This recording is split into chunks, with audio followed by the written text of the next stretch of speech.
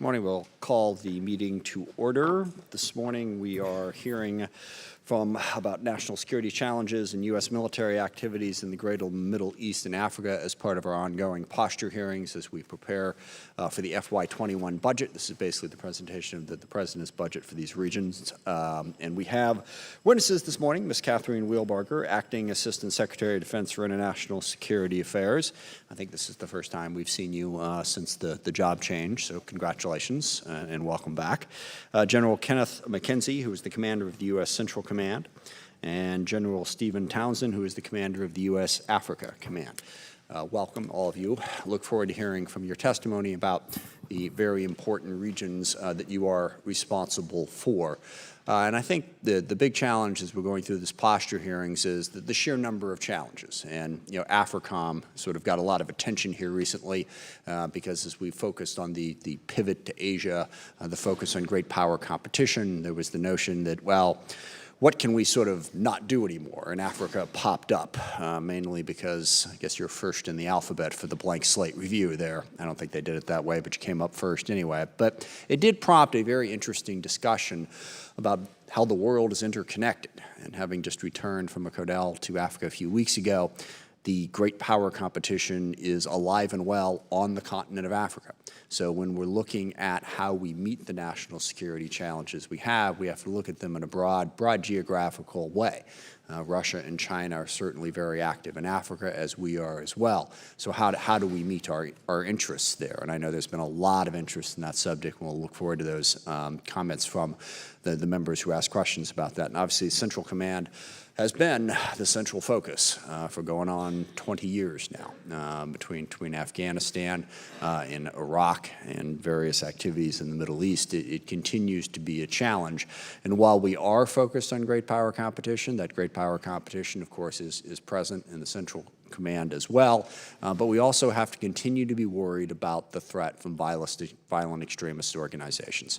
And you know, the lesson learned right back to 9/11 started in Afghanistan. An ungoverned space became fertile ground for a dangerous terrorist organization to find safe haven and plot and plan attacks against us in our interests, and that risk is still there.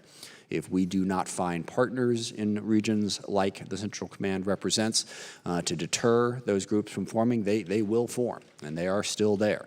ISIS, Al-Qaeda, and various other offshoots. So we have to have a plan to meet all of our challenges in a reasonable way within our budget. And I think these two regions are particularly ripe for a discussion of how we do that, because you can sort of look at the needs there and it can very quickly overwhelm you in terms of the resources we have available. Let me say I'm 100% confident that with the best U.S. military the world has ever seen, with the number of partners that we have and the capabilities that we can bring to bear, that we can absolutely meet those challenges if we're smart. If we make the right resource decisions, if we manage risks in an appropriate way, and if we give our troops the support they need, I'm 100% confident that we can meet those challenges even in complex parts of the world like the two that you gentlemen represent. Lastly, given what's going on in the world, we will need to hear from you about how the coronavirus is impacting your regions. Obviously, Iran is one of the most impacted countries, and how that affects things and how it is affecting your operations. As we've seen various cancellations, travel restrictions, difficulties. Your perspective on how that's going to impact your areas of responsibility will be very helpful to informing us how we can help you do that. And that is all I have. With that, I'll turn it over to Ranking Member Thornberry for his opening statement. Thank you, Mr. Chairman, and let me join in welcoming each of our witnesses here today. And General McKenzie, let me begin by expressing condolences at the loss of 2 Marines in Iraq within the past couple of days. My understanding is they were working with the Iraqi forces to clear out ISIS from some tunnels and a complex there, and have given the ultimate sacrifice to protect us here at home. I support the National Defense Strategy. I completely agree, and I think it makes sense to put greater emphasis on great power competition. I completely agree with the Chairman that great power competition takes place all over the world. And his recent trip, as well as these two maps that are are in front of us show Russian-Chinese activity in Africa as one example. Also takes place in the Middle East and South Asia. It occurs all over the world. But the rest of the story is the job against terrorism is not done yet. They are certainly not finished with us.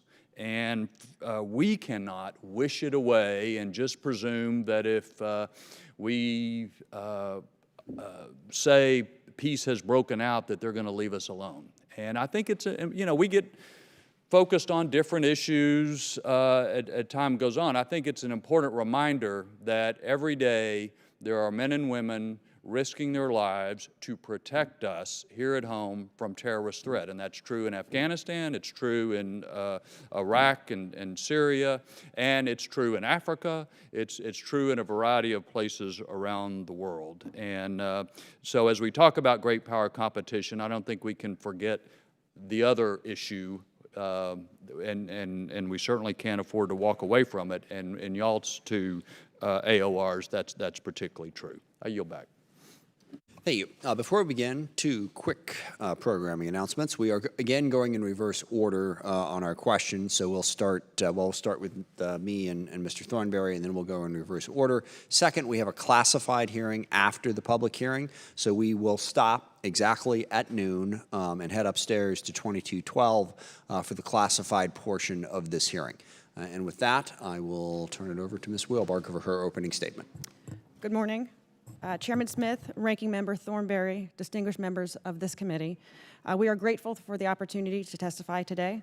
I would like to start by thanking the men and women of the Department of Defense whose dedication and sacrifices enable us to achieve our objectives in the Middle East, Africa, and elsewhere.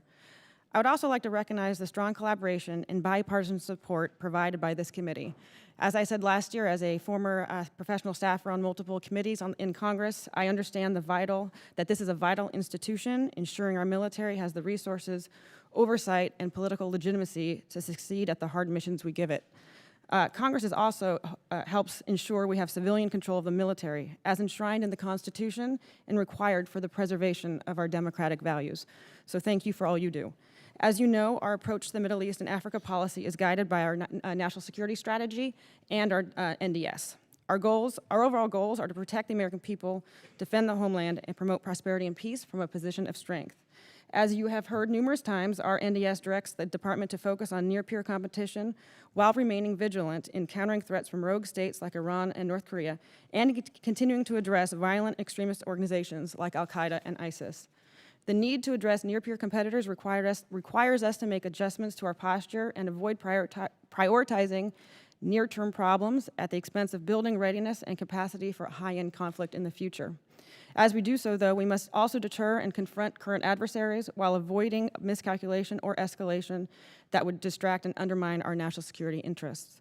In the Middle East, the United States strategy is to keep the region from being a safe haven for terrorists or dominated by any power hostile to the United States. The department is focused on ensuring continued success against ISIS and Al-Qaeda, strengthening deterrence and our defenses against Iran, and competing with China and Russia. This requires investing in sustainable partnerships as a whole of government effort. As to Afghanistan, our mission is guided by the President's South Asia strategy. As you are aware, on February 29th, the President announced an agreement with the Taliban that is a major step toward political settlement, but it is just a first step. We have insisted to the Taliban that they abide by their counterterrorism commitments, negotiate in good faith with all Afghan stakeholders, and not restart violence. However, we are prepared for all eventualities. Our presence in Afghanistan is conditions-based, and future posture will be based on the facts on the ground. In Africa, the United States maintains a whole-of-government approach to advancing security and stability on the continent. Our commitment to the Africa continent includes diplomatic, military, and economic efforts. And persistent U.S. presence is not the only measure of DoD's commitment. Our commitment is demonstrated by our counterterrorism training and operations, our dynamic force employment, military training, exercises, foreign military sales, intelligence sharing, crisis responses, and emergency humanitarian assistance. So I'll close by saying I think the department is well positioned to address all the range of threats that we face. Our approach helps us meet a variety of present and future threats while enhancing the strength and agility of our forces. Again, thank you for the opportunity to testify today. General McKenzie.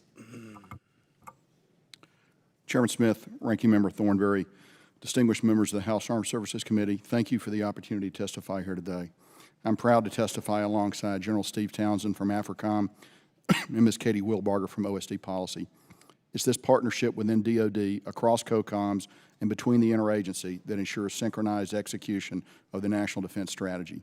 My senior enlisted leader, Fleet Master Chief Jamie Hurdell of the Navy, is also here with me today. Before I begin, I would like to recognize the sacrifice of Captain Moses Navas and Gunnery Sergeant Diego Pongo, who were killed in action against ISIS last Sunday in the Karachak Mountains in Iraq as part of Joint Task Force OIR. They will be remembered. Today, there are nearly 90,000 men and women serving within the 20 nations comprising Central Command, as well as the headquarters in Tampa. I'm proud of their remarkable dedication and humbled by their personal sacrifice, and it's my honor to serve with them. They are young Americans in the line of fire, working to prevent attacks on the homeland, counter destabilizing regional influence, prevent the proliferation of weapons of mass destruction, and assure the freedom of navigation through international waterways. Your annual and timely passage of both the National Defense Authorization Act and the Defense Appropriation Bills honors their courage and sacrifice. I encourage you to maintain this tradition. Keeping a pledge from my confirmation hearing in December 2018, I appear before you and offer my best military advice. My written statement highlights several nations and areas of interest within the Central Command, but my opening statement today will focus on Iran.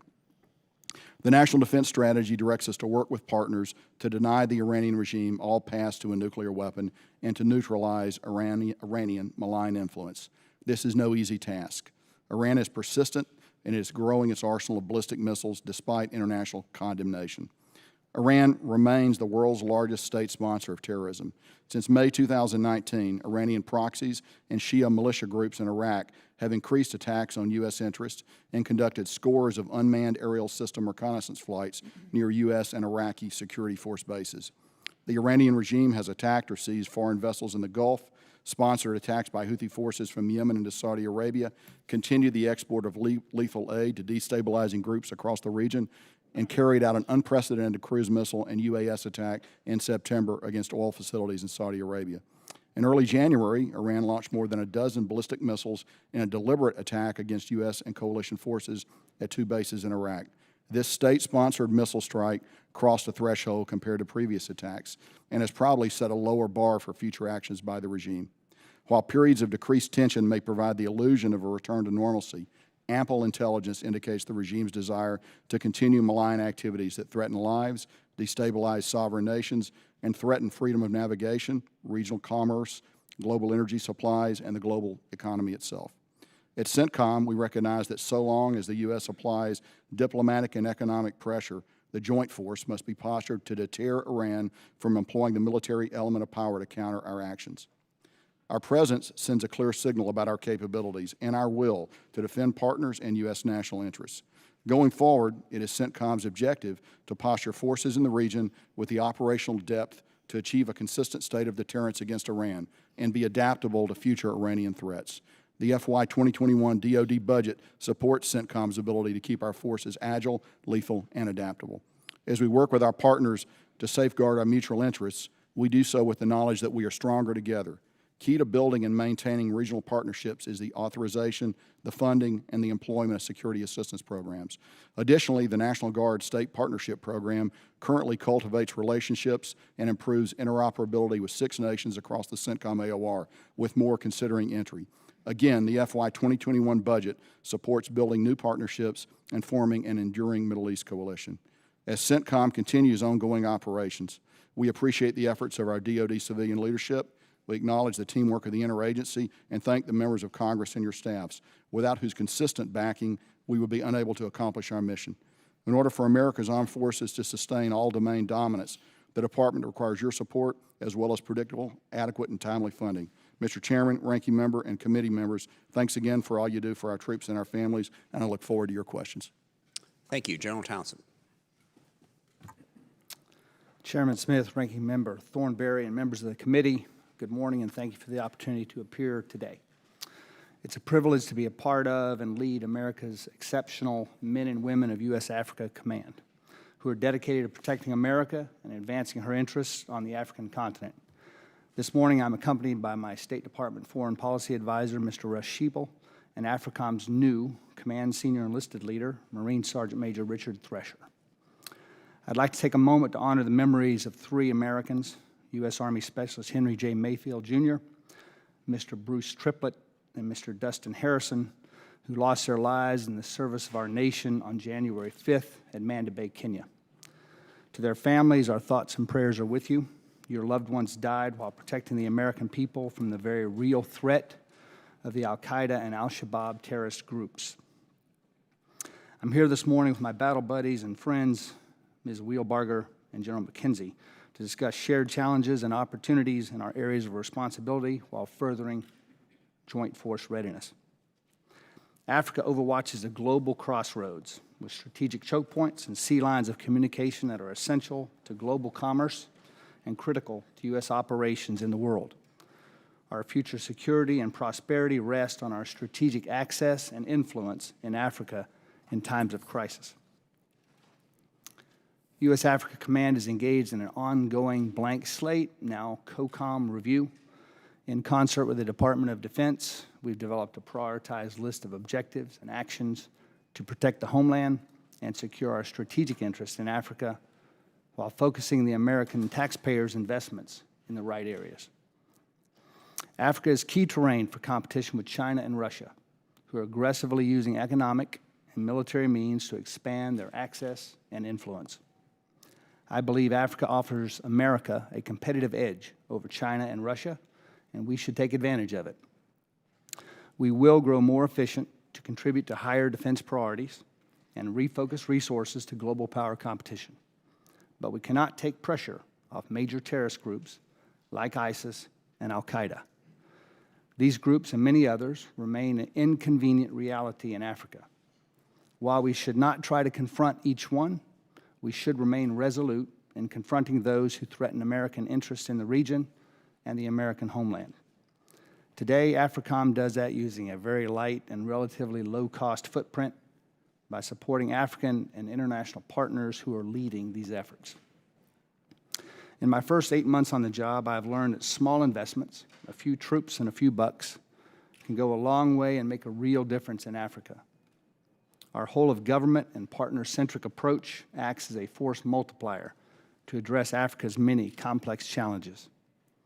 What AFRICOM accomplishes with a few people and a few dollars on a continent 3.5 times the size of the continental United States is a bargain for the American taxpayer and low-cost insurance for America. A secure and stable Africa remains an enduring American interest. U.S. Africa Command remains ready to protect and advance American interests and respond to crises in Africa. Mr. Chairman and members of the committee, thanks for your continued support to our armed forces. I look forward to your questions. Thank you. General McKenzie, and actually Ms. Wheelbarger as well, if you could answer a question about the Taliban peace treaty, and understand the negotiations that we've had with the Taliban, but the key part now is the Taliban negotiating with the Afghan government. That seems problematic, and I support the effort to try to find a peaceful solution here to enable us to reduce our footprint and rely more on partners. But how do you see that negotiation between the Taliban and the Afghan government going? What needs to happen in order for this peace agreement to go forward?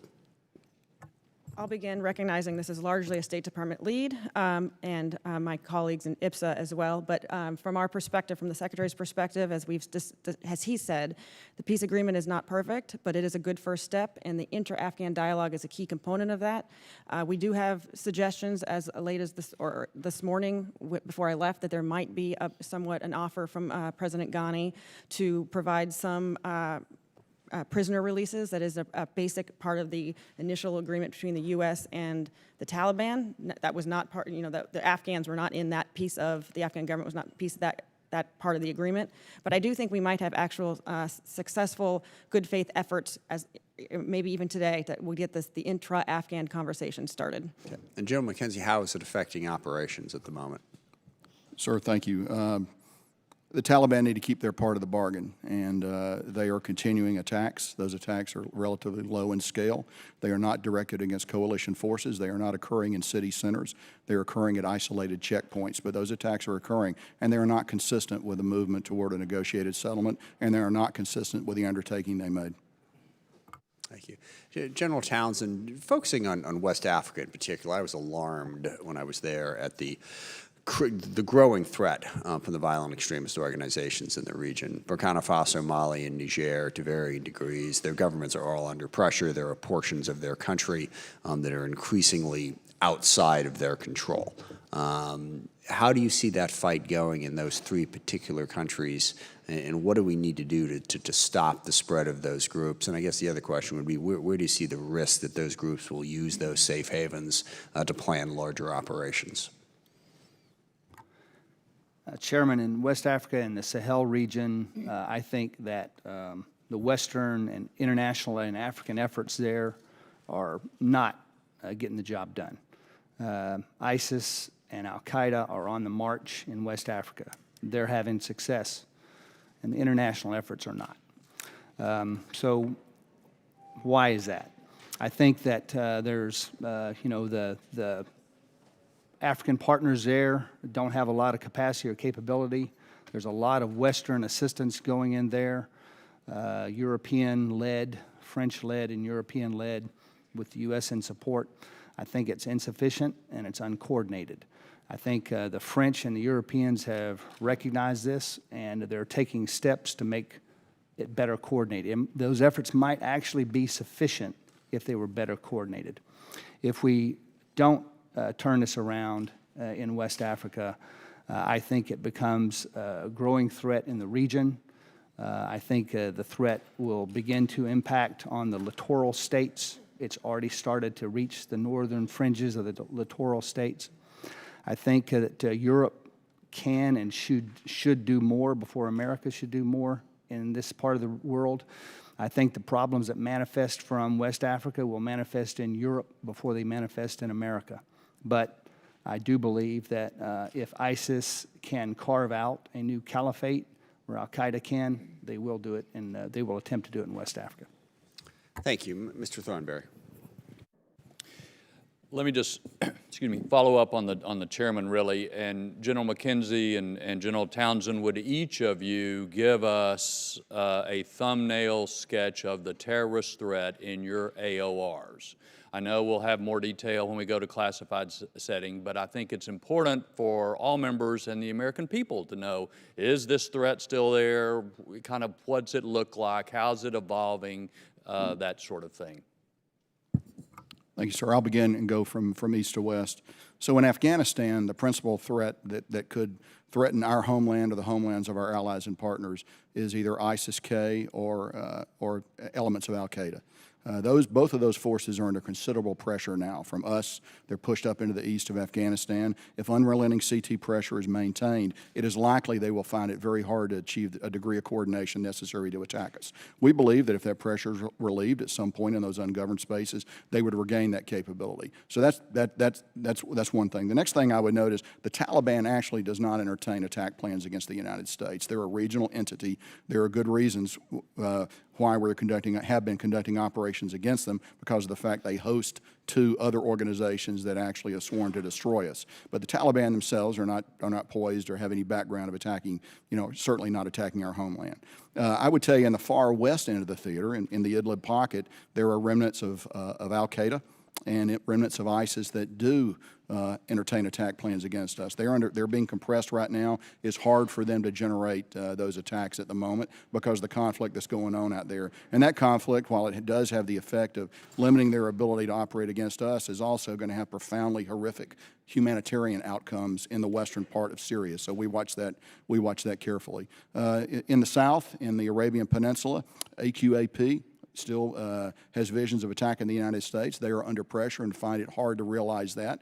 But if left unconstrained, undoubtedly they would regenerate and present a threat to us as well. Last, I need to mention the largest state-sponsored terror organization in the theater, the Iranian Threat Network, where there is Shia militia groups in Iraq, Lebanese Hezbollah, or Kataib Hezbollah. All of those entities entertain to some degree a desire to attack Americans, generally in the theater, but Iran's reach is not only regional, it is global, and in fact, as you know, has been manifested a few miles from where we stand right now. I'll go from west to east. In West Africa and the Sahel, as I was just discussing a moment ago, the threat there is both ISIS and Al-Qaeda. Al-Qaeda has an arm, a branch there called JNIM, Jamaat Nusra al-Islam. That group is as part of Al-Qaeda as any group is on the planet.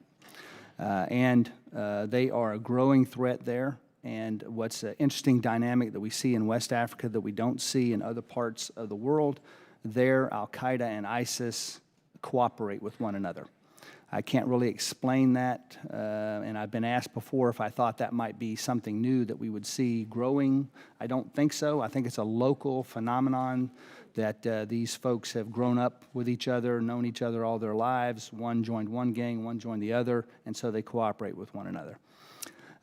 This threat, if it grows, if it continues to grow at the pace it has, and we're seeing a 5-fold increase since last year just in the Sahel alone, we're going to see that threat emerge and manifest in the littoral states of West Africa.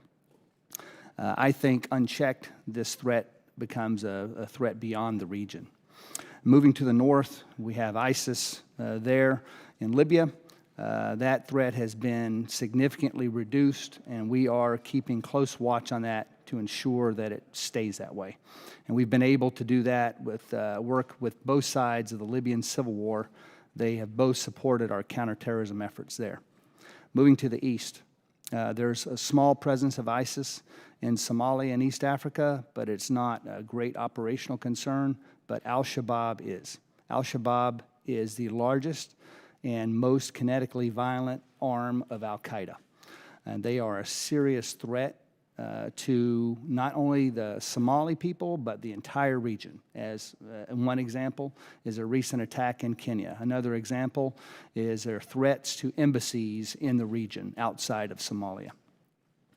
I can discuss more about the threat of Al-Shabaab in a closed hearing. I would just say that I'm of the belief that Al-Shabaab today poses a significant threat to American interest in the region, and that threat would continue whether we were in Somalia or we were not in Somalia. And I also believe that if left unchecked, and we've been putting a fair amount of pressure on Al-Shabaab, if left unchecked, I believe that that would manifest into an international threat. Ms. Loria. Well, thank you, and it's great to go at the beginning so we can talk about aircraft carriers up front. So I wanted to start with General McKenzie. Recently, the Abraham Lincoln completed the longest deployment for a carrier since the Vietnam War, and that was due to a casualty on the Harry S. Truman, which made it unable to deploy on time. I was just giving that background to focus on how vital is it to your completing your mission to have a continuous carrier presence in the Gulf? So the aircraft carrier brings mobility, it brings offensive firepower, it brings defensive firepower. We can position it, we can move it around, it complicates an adversary's targeting. So it's a uniquely American piece of capability. Additionally, the virtue of the aircraft carriers, there are no access, basing, and overstrike restrictions that operate on forces that launch from that carrier. So that gives me great flexibility. Having said all of that, it also has a profound deterring effect, principally upon Iran. They know where the carrier is, they track the presence of the carrier, and I view a carrier as a critical part of a deterrent posture effective against Iran. So that actually leads into what the next part of my question would be, is if you were to deploy Air Force assets to the region, would you feel that you could have an equivalent deterrent effect by Air Force and a combination of other assets in the region if you were not to have a continuous carrier presence? And then secondly, has the carrier presence or any of our presence actually deterred any of the recent Iranian aggression? Because they continue to harass, aggress, even though we are putting more forces there. So I was wondering what your assessment of that was. Sure. So I tend to think of land-based air power as complementary to sea-based air power. Again, we can use them both. They both bring unique capabilities. Again, the particular and unique advantage of sea-based air power is it launches from a piece of United States sovereignty. So there are no restrictions that they'll be placed on where those airplanes go or what they do, which gives the commander-in-chief significant flexibility as we look at what we might want to do. So that's the military component of it. It is my best judgment that we have reestablished a form of rough deterrence, what I would call contested deterrence, with Iran in the wake of the strike on Qasem Soleimani and the attack on our bases. And part of that part of that deterrence is obtained by our obvious force presence in the theater. Force presence that was not there in the spring of 2019 that led them to undertake the cycle of violence that culminated in January. Well, thank you. And pivoting more on that continuous presence, and I'd switch to Ms. Wilbarger. Recently, and in your statement here, you discussed dynamic force employment. And in January, as the Lincoln was heading home, a spokesman for Naval Air Forces San Diego said the new Navy deployment model of dynamic force employment means less predictable deployments will become more routine. So less predictable will be the routine. And the statement went on to say the length of this deployment is not ideal or something that's going to become a regular thing, but they're not going to be as predictable as they were in the past. Our crews and families should, prior to deployment, discuss the possibility of something like this, i.e. an extended deployment happening. Do you think that the extension of the Lincoln was an example of what you really mean by dynamic force employment? And should we expect deployments to be of longer duration, 8 months, such as the Lincoln, in order to satisfy these requirements in these AORs? Thanks for the question. I don't think we saw that particular example as a key example of dynamic force employment. We want to be. So you think that was a misstatement by the spokesman for? No, I think what we want to see is that dynamic force employment allows us to be, as I think the spokesman was trying to say, strategically predictable but operationally unpredictable. But we have to have the kind of forces that can respond to current events, both based on the adversary, but also based on the situation within our forces. So I would say an extension is that's common, but it's something we're going to need to be prepared for. So would you say that we have been able to respond adequately when we had the delay in the Harry S. Truman and the extension of the Lincoln? For the combatant commanders specifically, and specifically for CENTCOM, have you felt that the Navy and the carrier fleet has been able to respond adequately to meet your needs for deterrence within the region? Through heroic efforts and just tremendous flexibility, yes, they have been able to do that. I am keenly aware of the total burden that places on the Navy in particular and the Joint Force in general when they meet these requirements. Thank you, and I yield back. Thank you, Mr. Walls. Thank you, Mr. Chairman, and I certainly share the condolences for the 2 Marines that we just lost fighting ISIS. And I think that dynamic, fighting ISIS right now, or resurgent ISIS in Iraq, and what we just went through in Syria, is exactly what we want to prevent happening in Afghanistan and Pakistan. General McKenzie, you just mentioned a moment ago, you just testified that we have sufficient pressure on ISIS and al-Qaeda to keep them on their back foot, but if we relieve that pressure, they could be and would likely be resurgent. So let's just fast forward a bit. Let's presume the Taliban is sincere about peace. They enter into a process with the Afghan government. They meet all of our conditions for a full withdrawal in 14 months, although I have a lot of questions about what those conditions are, which I'll hold for the classified setting. But let's presume all of that happens. I'm struggling to wrap my mind around how the Taliban has a military capability, even partnered with the Afghan army, which I think we would agree is not independently operable at this point, to keep that sufficient pressure on half the world's terrorist organizations in one of the most difficult places in the world. So how does that, help me understand, help all of us understand how that happens in the absence of U.S. forces? Does the Taliban have the military capability, along with the Afghan army, to keep sufficient pressure? So over the last several months in eastern Afghanistan, we've watched the Taliban compress and crush ISIS presence on the ground in southern Nangarhar province, and they've been very effective doing that. That's some of the worst terrain in the world. They've paid a very steep price in their own fighters. Was that independent of our support? There was very limited support from us, and I would characterize that as very limited support from us. So they've demonstrated capability to do it. It was a bloody mess, but they did it. In fact, ISIS really now no longer holds ground in Nangarhar province. They're trying to reestablish themselves up to the north and other provinces, and it remains yet to be seen if they're going to be successful doing that, and we'll know over time if they are. But they've demonstrated a capability to do that. Frankly, sir, it is more a question of will than capability, and that will have to be developed in the fullness of time. I defer to no one in my distrust of the Taliban. but we will have the opportunity to. So just to be clear, sorry, I have limited time. You believe in the absence of all U.S. forces, your military advice, the Taliban, the Afghan army have sufficient military capability to keep all of those, not just ISIS, Al-Qaeda, everything that exists in Pakistan, to keep them at bay, to keep the homeland safe. And I would just remark that if we all know that if we have to fight our way back in, that we will be tending, I think, many more funerals than a current sustained pressure campaign with limited forces. First of all, I share those concerns. I think those are very reasonable concerns. It is less a capability than it is a question of will. And it's less a question of will against ISIS than it is against Al-Qaeda. And those are things that we're just going to have to see in order to believe as we go forward, as conditions are set, or they either meet those conditions or they don't meet those conditions. If we shut down Bagram Air Base, I think it's important to have on the record here, in Syria and Yemen and other places, we have basing capabilities around those countries, whether it's Incirlik, Idlib, Djibouti.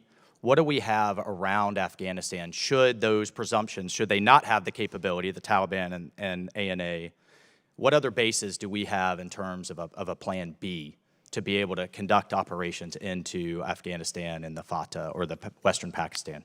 Well, sir, so right now we're executing a withdrawal. In the absence of Bagram. I mean, assuming playing this all out, we withdraw all forces. So we have no plans beyond going to 8,600 right now. No one's given me any guidance to go to a lower. There's a public statement of 0 forces, full withdrawal in 14 months. There is, however, we have not developed military plans to that end yet. Okay. I think it's also worth noting that we still have an American hostage held by the Taliban, just taken in the last few months. So I would be extremely concerned to see Taliban prisoner releases while the Taliban and the Haqqani network are holding a U.S. citizen, former Navy diver, hostage. And then the last piece, in terms of great power competition, I can't think of another American military base or coalition military base, now that Manas is gone, besides Bagram on China's western flank. Can you talk to the western flank of China and what platforms we have there? So the platforms we have are intermittent platforms as we go in, conduct joint training, but we have no permanent platform up in the stands, as you noted, sir. Thank you, everyone, for your service. I appreciate your testimony. Ms. Escobar. Thank you, Mr. Chairman, and I'm sorry. thanks. I apologize. I'm sorry. I was right. Ms. Escobar, go ahead. Sorry. I'll start over. Thank you, Mr. Chairman, and many thanks to our witnesses for your presence here today and for your service. And I just want to say at the outset, obviously we all want to see peace happen. We are hoping for successful conversations between the Taliban and the Afghan government, but I do have some serious concerns, General McKenzie. Secretary Esper has authorized the drawdown to the 8,600 troops. That's happening. That's happening before the deal between the Taliban and the Afghan government is sealed and worked out. Given recent events, especially our need to strike against Taliban fighters just days after we signed the peace deal, what confidence do you have in the Taliban honoring their commitments to us? You keep saying it's not a question of capacity, but that it's more a question of will. What confidence do you have in that will? So I have no confidence because I'm going to be driven by the observed facts. Either they will draw down the current level of attacks or they won't. And if they're unable to draw down the current levels of attacks, then political leadership will be able to make decisions based on that. But it doesn't matter whether I'm optimistic or I'm pessimistic. We'll see what happens on the ground. To date, Taliban attacks are higher than we believe are consistent with an idea to actually carry out this plan. Now that may be because the Taliban has made a decision at the top to continue those attacks and press us. It may be because the Taliban's leadership is fractured and it takes a while to get all this down to the subordinate leaders. Their command and control is not as effective or as rapid as ours. We will know very soon on that. But I would say, first of all, right now, attacks are higher than we want, although they have not chosen to attack coalition forces. They have not chosen to attack inside the major urban areas, although ISIS has conducted some of those attacks. So we will see what happens going forward. The last point is we are going to go to 8,600, and we're going to achieve that here by the middle of the summer. It is my best judgment and the judgment of the commander on the ground, General Scott Miller, that we can be very effective in our CT efforts at that force level. What is our plan specifically, and who makes the determination about when that line is crossed, when we've had enough, when we're not seeing enough progress? Are there specifics? I understand you may not be able to divulge those in an unclassified setting, but are there very specific measures that we will be using? Is it somebody's sense? So we have a very sophisticated system for tracking attacks, how many were initiated, how many casualties were caused as a result of those attacks, where those attacks occur. We report that, and I have a recommendation on that. General Miller has a recommendation on that. It goes to the chairman and the secretary. The decision about what is tolerable and what is not tolerable is not a military decision. That's a political decision, a policy decision. I defer that to Ms. Wilbarger to talk about. I will just add what I've heard the Secretary, and I think you've probably heard the Secretary say in response to Mr. Walsh's question as well. The 14 months of going to zero is an aspirational benchmark based on the conditions being achieved. The Secretary is well prepared to look at the terrain in a few months and see what the Afghans and the Taliban have come to. And he is prepared, as he has said to me, and I think he has said to the committees, to readjust our force posture up or down based on what the conditions require to achieve our objectives, which are to continue to ensure Afghanistan is not a safe haven for terrorists who could particularly hit the homeland. So he is prepared to look at the truth on the ground and make decisions accordingly. Thank you. And Ms. Wilbarger, we know that we're at the beginning of the process, and understandably we've got to wait and see and have high hopes, but obviously keep close watch. But the intra-Afghan dialogue phase, which was supposed to start today, has been delayed. How do we know this is not just the Taliban trying to run out the clock? Sure. I mean, like I said before I arrived this morning, I did ask if there's any updates, and it did seem like there might be a sort of a fig leaf from Ghani coming down where we actually will start those conversations today. I think all of us have to remain somewhat skeptical that this is going to work precisely as planned, but remained open and flexible to the Afghans over time working this out with themselves. But again, our interests are continuing to put political pressure on them to achieve that objective while continuing to have the military platforms and posture to allow us to achieve our national security requirements. Perhaps not beginning the withdrawal so soon would have helped provide some leverage for the Afghan government. I yield back. Thank you, Mr. Chairman. Thank you. Mr. Mitchell. Thanks, Mr. Chair. First, let me start by thanking you all for your service. For those you command, you're in a tough neighborhood some days, many days, and I appreciate it. Let's stay on the subject of Afghanistan, which seems to be a significant, if I have time, hop to Syria just to keep us entertained here. I think Mr. Walt's comment, which I want to reinforce, is that, General McKenzie, correct me, but I think the ability to manage or to keep ISIS under control in Afghanistan very much depends upon the Taliban working with the Afghan army in some cooperative manner to manage that or to keep that under control, yet that we haven't exactly seen that the Taliban seems interested in doing that. Am I mistaken in my impression at this point in time? You are correct. We have not seen any movement in that direction. I would agree that coming to some ability to operate together, or at least in a complementary fashion, is going to be critical to their movement forward. Well, in keeping with Mr. Walsh's question, the reality is while the zero may be an aspirational goal, the point that he makes, which, with all due respect, sir, you avoided, was if we withdraw from Bagram, if they run out the clock, don't attack coalition of U.S. forces, continue the current mode they're at, we then have to face going back in, because it's my impression we don't have an alternative kind of staging that in that area. Is that incorrect? Leaving Bagram is a problem. If we were to pull out completely from Afghanistan, you are correct.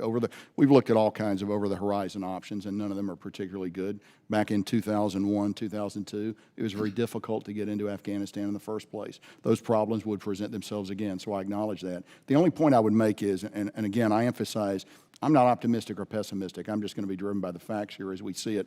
Over a 14-month period, the Taliban are also going to be acted upon by the Afghans. So it's not strictly that the Taliban have a perfect secret plan to take over. You know, there are a lot of people in Afghanistan that have a strong view of the Taliban, and the Taliban consistently polls at about 12% popularity in Afghanistan. So they face their challenges too, and we should not assume that they will run to victory as we withdraw.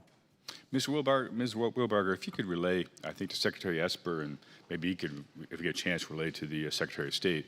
I'm not sure it's an adequate standard to say so long as the Taliban dial back or stop attacks on coalition of U.S. forces, that we're comfortable saying it's all good in Afghanistan. I support, we don't want to be there. We've been there far too long now.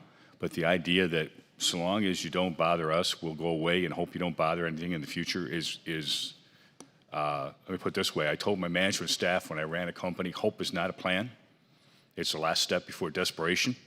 And we need to have more indication that that Taliban and Afghans can actually work in some manner cooperatively before we just walk away and say we're done with it, because we do not want to have to go back in. That would be catastrophic. Understood. I will relay that back. I do think part of the conditions that we expect the Taliban to live up to is ensuring that they are not renewing their counterterrorism activities that brings insecurity and lack of stability to the entire country. I mean, I've heard the Secretary say numerous times that he is prepared to ensure that we will defend our interests, and that is, again, going after those the terrorist elements that will now or in the future pose an external operations threat to us. Well, our interest also included the one U.S. Armed Forces hostage that the Taliban hold. Understood. And if I were in a different seat, and I'm not, I'm in this seat, there's no way in God's green earth I'd sign off any agreement until that hostage was put in front of me in good condition. The idea they are holding a member of our armed forces and we sign some agreement offends me. And I think, frankly, if I asked privately the gentleman sitting to the left, I'm not sure they wouldn't be equally offended. We want him back. We want him back now, and we want him back in good shape. There's one thing I will add. I think this administration has been very, very focused on hostage releases and rescues, so it continues to be a priority, but I take your point. Well, focus is one thing. Someone needs to relay the message that it's not acceptable. I'm offended by it. Quickly, if I can make a comment about Syria, I think someone needs to explain to, not sure our commanders as well, but also to the forces on the ground and the American people what our objectives are in Syria. They seem to have keep changing dramatically, and it's not helpful. It's not helpful to our allies. It's not helpful to our forces on the ground. I'm not sure we understand them here. I was pretty blunt about my assessment that these mercurial changes simply do not allow for an effective command in Syria and leave us vulnerable. So someone needs to explain to Congress, never mind the gentleman sitting to your left, what our objective is in Syria, and when we define that we've met that objective, we're prepared to leave. So I would ask simply someone sometime, please, because that would be helpful. Thank you. The gentleman's out of time. Ms. Trahan. Thank you, Mr. Chairman. General McKenzie, thank you for being here. You recently indicated that your biggest concern in the near term was not necessarily a direct Iranian attack. It's their proxies in areas like Iraq and Syria where they could come against us. In your written testimony, you also indicated that ample intelligence points to Iran's desire to continue malign activities that threaten Americans' lives. So can you please describe the threat of Iranian retaliation as you understand it, conventional or by proxy forces, to us, our soldiers, and to our allies? Certainly. So we believe that Iran has a long-term vision of ejecting the United States from the theater, from the Central Command region.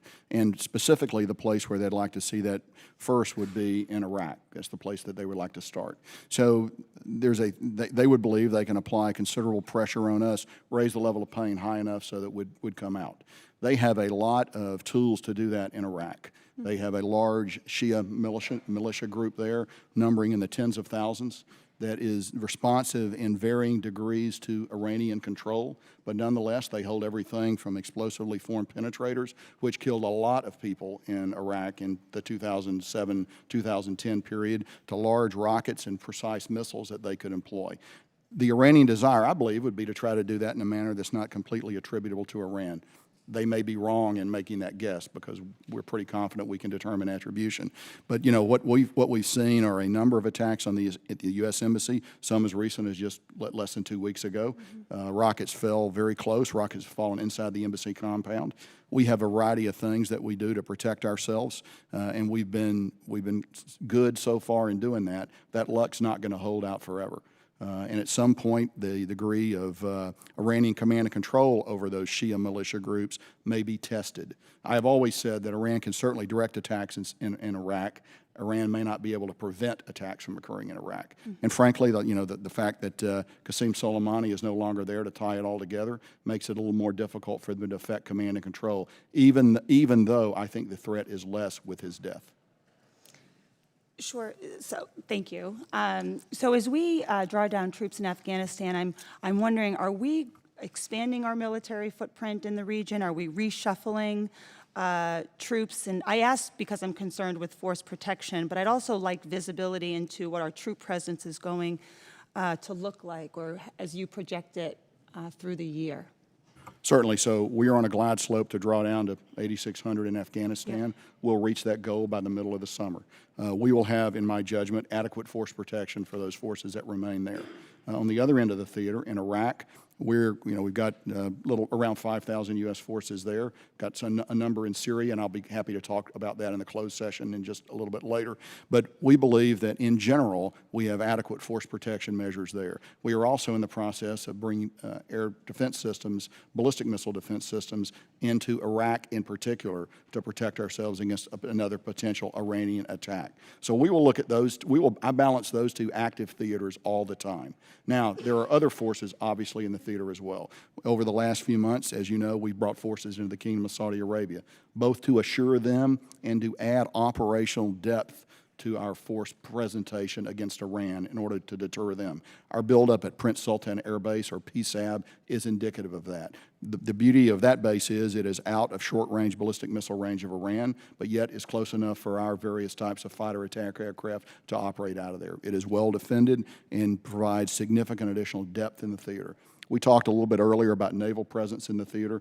Naval presence is always the most effective and flexible form of presence because you can dial it up and down. And you don't have to worry, again, as I've noted earlier, about access, basing, and overflight as you bring those in. So we constantly balance forces in the theater. And I would just close by saying, I was the director of the Joint Staff when the NDS was written. I am very much aware of the larger priority we need to place against the China threat, the Russia threat, and other threats. So I know the cost that we ask when we bring forces into the CENTCOM AOR. Thank you. I appreciate that. In my remaining time, and I know I don't have much, but I'm wondering if Secretary could just comment on the diplomatic efforts that are riding alongside our military presence. With respect to Iran specifically, Yes. well, our major policy continues to be an economic and diplomatic pressure campaign. None of us see that light decreasing anytime soon, and we think that pressure is going to gain over time. Economically, we do think, the Iran economy faces a lot of challenges. They are resilient, but we think that over time, the goal is to bring them back to the negotiating table for a more comprehensive deal. Thank you. Mr. Bacon. Thank you, Mr. Chairman. Thank you for being here today. Americans want to see a positive, peaceful outcome in Afghanistan, especially after 18 and a half years of war. But we also can't afford to have Afghanistan return to a pre-9/11 capability where the Taliban are providing safe haven for al-Qaeda.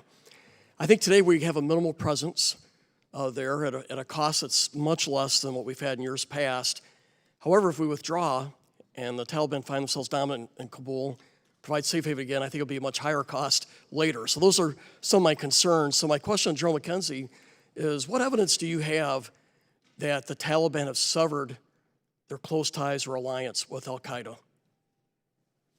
So we think in terms of two groups that threaten the United States. We're confident of the Taliban's picture on ISIS-K as an example. Right. We've talked a little bit about that. I'm less optimistic about al-Qaeda. That's something they're going to have to demonstrate that has not yet been demonstrated. Not the beauty of it, but the fact of it is, as we go forward, we're going to have ample time to see if they actually do that. And that will be before we become irrevocably committed to a force presence that would not allow us to have adequate leverage in Afghanistan. So we don't need to trust them. We don't need to like them. We don't need to believe anything they say. We need to observe what they do, and we have the capability to do that. That would be the chief concern, is that alliance with al-Qaeda. Let's say in 2.5 years, the Taliban are largely in control of Kabul and they're providing safe haven to al-Qaeda. What's our options at that point? How do we respond? I think the cost would be much higher than what we're putting in now. Just curious for I know it's a hypothetical, but just curious for your response. Where do we come in from and how do we hold them at check? So without getting into a hypothetical, I would tell you that we know how we got in 2001. So we have an object lesson on how to enter Afghanistan. It is difficult. It is painful. It's very expensive to do that. But we did it. Having said that, again, I come back to, we talk about this a lot. I think we're going to have a lot of opportunity to see the way this goes forward and the dynamic between the Taliban and the government of Afghanistan. And I'm just not prepared to assume that the Taliban have good intentions, no, but I'm also not prepared to assume that the government of Afghanistan is defenseless and unable to assert themselves and come to a workable agreement with the Taliban. We don't know the answer to that question. We're going to have good opportunity to observe and get the answers to those questions. I would say the strength of this is it is delayed. An agreement where we can watch and monitor and turn up the thermostat or lower the thermostat based on Taliban response. So I do appreciate that. Ms. Wilbarger, I want to ask your thoughts on missile defense coordination and integration. As we know, Iran has approximately 1,000 ballistic missiles, and a lot of the countries in the region need to have some capability to respond. How are we doing it, helping them integrate a capability so it's not every man or woman for himself? Right. One of our key priorities at the moment is helping Saudi Arabia in particular be more capable and integrated with their own missile defense assets. They do have significant numbers of them, but I do think over the last few decades we've been trying to get them to improve their integration to advance their capability. With respect to integration within the region writ large, that I would say is aspirational at best. I mean, you could see these countries eventually improving their defenses by working together, but we have many interagency efforts to try to get our Gulf partners in particular to work more cohesively across the numerous lines of effort, and it's a long-term project, I'll just put it that way. But the key, and I defer to General McKenzie as well to talk about what the military has been able to achieve in advancing particularly Saudi Arabia's capabilities. When we look at Iranian capabilities, this is probably their primary capability to hold us a threat and our allies. Sir, it is, and I would say Iran actually has about 2,500 to 3,000 ballistic missiles. Thanks for the update. But the point that Ms. Wilbarger made is integrated air defense, the ability to sit, for example, if I go and look at a console at one of my ballistic missile defense sites in UAE, or I go up into another location, the far west of the theater, we're going to see the whole theater in a common operational picture. That is a strength of the United States approach to war and with our NATO and coalition partners. We would like to have that capability replicated in the Gulf. We're working hard to that end. We begin with small steps. It's taken us a long time. When I was the J5 at U.S. Central Command in 2011, we said the same thing. So I'm very much aware this is something we have not been very good at. However, the fact that there's a clear, obvious, evident threat tends to focus people. And I think in particular, the Kingdom of Saudi Arabia is now focused on this. And I had a question for Gerald Townsend, but I'll just maybe close with the comment because I'm running out of time. I just want to commend you for starting Task Force Somalia, especially after Manda Bay. I think it's needed. And I think, so I just applaud the effort of your command for doing that. Thank you. I yield back. Thank you. Ms. Slotkin. Hi, everyone. Hello. General McKenzie, can you just answer for me, is the U.S. engaged in hostilities against Iran or Iranian forces? No, we're not. Do you believe, as CENTCOM commander, that you have authorization for military force against Iran? No, I do not. Does the 2001 or 2002 authorization of military force give you authority to get into hostilities with Iran? Well, the caveat that you always have the authority to defend yourselves. Of course, no. self-defense, but from the authorization. No, it does not. According to the IAEA quarterly report that just came out on March 2nd, Tehran now has enough enriched uranium to produce a nuclear weapon. They reported 220 pounds of enriched uranium, which is 3 times what they reported in November 2019. Today, in addition to more uranium, we have more spinning centrifuges. The UN has been kicked out of many facilities. In addition, as you noted, Iranian proxies have become more active. We've had, as you say, we crossed a critical, forget your term, a critical threshold with the attacks, the ballistic missile attacks on the El Asad Air Base, which is personally sensitive to me since my son-in-law's unit is on that base.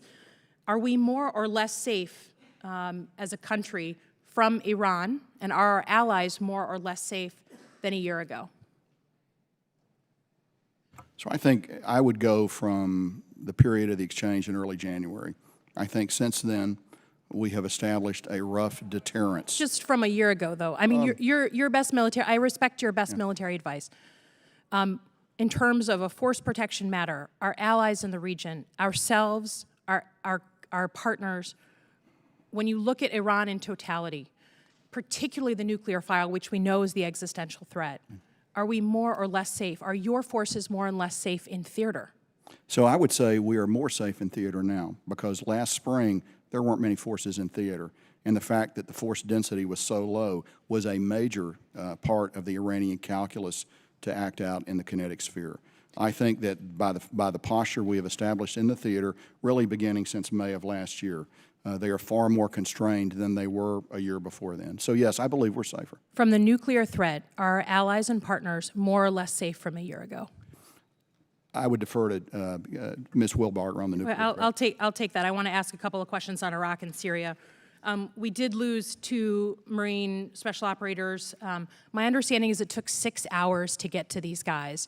Can you help me understand, since I know many of us are concerned about the golden hour and making sure we get to forces, what happened? Do we have enough on the ground to actually protect the forces we have there? Sure, the terrain was vertical. It's some of the worst terrain in the world. I monitored it hour by hour along with General Pat White. There's no way to do it any faster than we did it. It's a very tough, difficult tactical situation. The problems we encounter were not problems of resources. Sometimes you fight in hard ground. Sometimes someone falls a long way and has to be recovered. What you don't want to do is get somebody else killed in that recovery or put yourself in a situation where you're going to put more lives at risk. I'm completely confident the commanders on the ground did everything they could to get these 2 folks out as quickly as possible. So should we expect additional, I mean, hopefully not, but killed in action because of the terrain? Well, so there are different kinds of terrain in Iraq. As you know, this is northeastern Iraq. Terrain's particularly bad up there. That's partially why ISIS is up there. We'll continue to operate there. Anytime something like this happens, we take a look at our tactics, techniques, and procedures to make sure we're going at it at the most effective way. But as you know, combat's a clash of human wills, and sometimes the bad guys are going to have a good day.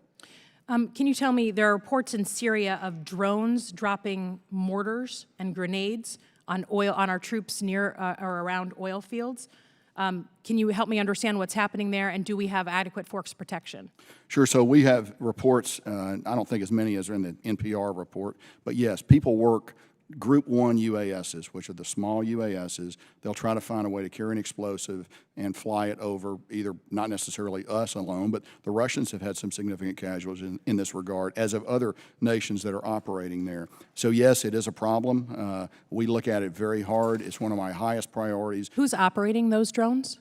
So I think probably in this case, ISIS. But we're still working that. But if I had to judge today, I would say it was possibly ISIS, but probably not a state entity operating the drones. Mm-hmm. Okay, I yield back. Thank you. Mr. Gallagher. Just a quick follow-up. Do we know, are those commercial off-the-shelf DJI drones that they weaponize? That would be my guess. They're, as you know, they're universally available. And another follow-up to Ms. Lockham's questions. So I think we're getting ready later this week to vote on SJ Res 68, which directs the president to terminate the use of armed forces for hostilities against Iran. But you have just said we are not engaged in hostilities against Iran. So one could say this legislation is unnecessary. But in your professional military judgment, what do you assess would be the impact of this legislation, particularly when it comes to our deterrent posture with respect to Iran? So I have to confess, I'm not familiar with I know the legislation exists. I've not done a detailed study of it. I know that our ability to deter Iran effectively comes from 2 things, our capability and our will. And so the ability to demonstrate those 2 things are what provides a cognitive effect in the mind of the person you want to deter, that no, you don't actually want to do something now. Well, that's the same question to Ms. Wilbarger. I think I'd follow up similarly that a signal to any potential adversary that we don't have support of Congress to defend ourselves if necessary would send a signal that would not be helpful to deterrence. And just to reiterate, we are not engaged in hostilities with Iran, though we retain, as always, inherently, under Article 2, the right to defend ourselves if attacked. Yes. Similarly, are you aware of anything you're doing today exclusively because of the 2002 AUMF? Not the 2001, the 2002 AUMF. Are you aware of anything you're doing that relies on the 2002 AUMF? As you know, that 2002 AUMF provides buttressing authority for what we're doing in Syria because the threat of ISIS emanating from Syria has been a supplemental justification for our military activity there. Our coalition forces, for example, rely on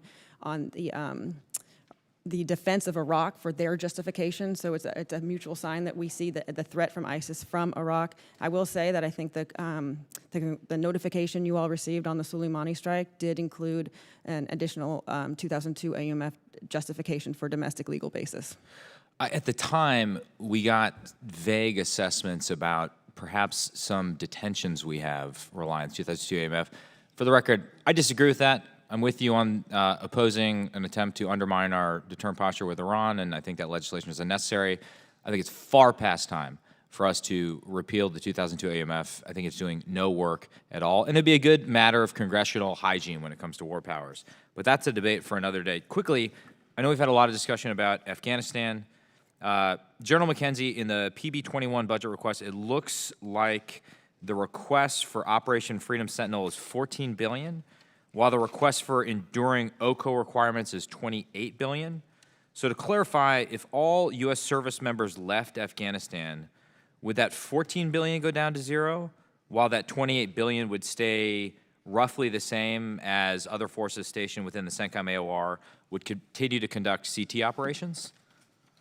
So I'll have to come back to you on the details of that. I can tell you it's my understanding that that budget does reflect a proposed force level of 8.6 thousand in OFS going forward from like July of this next year. But I will have to take that one for the record and come back with you with a detailed question that you just asked. And then for those who are concerned about the rapidity of our withdrawal from Afghanistan, what, I guess, to put it, what vital interests are at stake, if any, in Afghanistan? And what is the geopolitical importance of Afghanistan? So the vital national interest that threatens us from Afghanistan is the ability of al-Qaeda and ISIS-K to generate attacks against the homeland of the United States and against the homelands of our allies and partners. So that we've seen that happen. We know that's not something that we're talking about as a conditional future possibility. We know that it has happened in the past.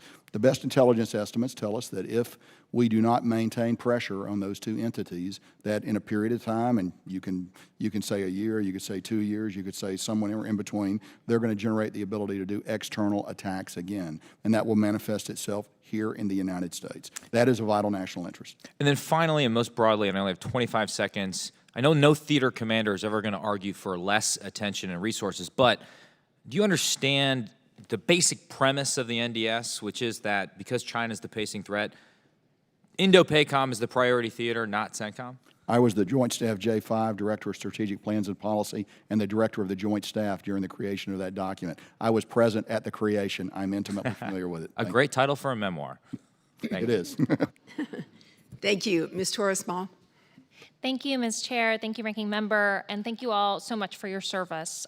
General McKenzie, I really appreciated your comments during your opening statement about how important it is that we be adaptable to future Iranian threats. And DoD has spent billions of dollars on kinetic and non-kinetic counter-drone systems to that effect. These systems are often tested at White Sands Missile Range, which is in the district that I represent. However, they have yet to be fielded widely, and I remain concerned that our operators are under significant threat from especially small drones and enemy drone swarms, especially from Iran and its allies and proxies.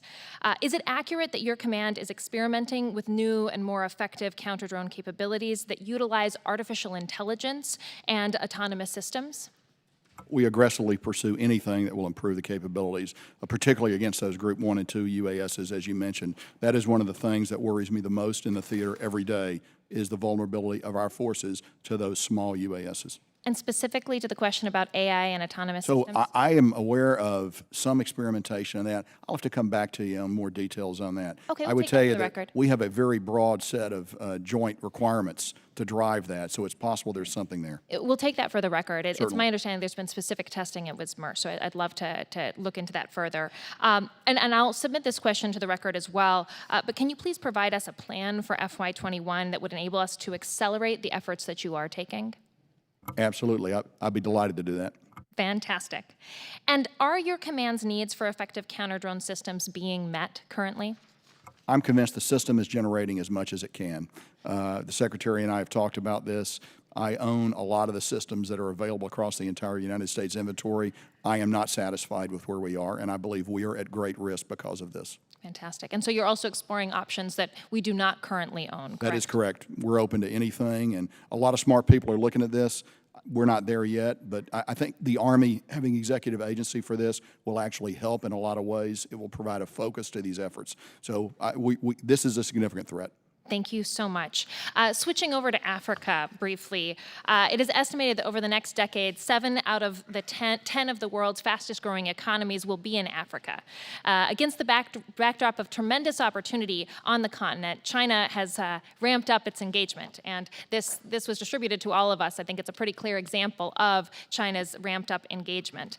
Not only surpassing the United States as Africa's largest trading partner, but also expanding its military presence through an overseas base in Djibouti and increased arms sales. And what's interesting is this also shows that Djibouti has one of the largest debts to China on the continent.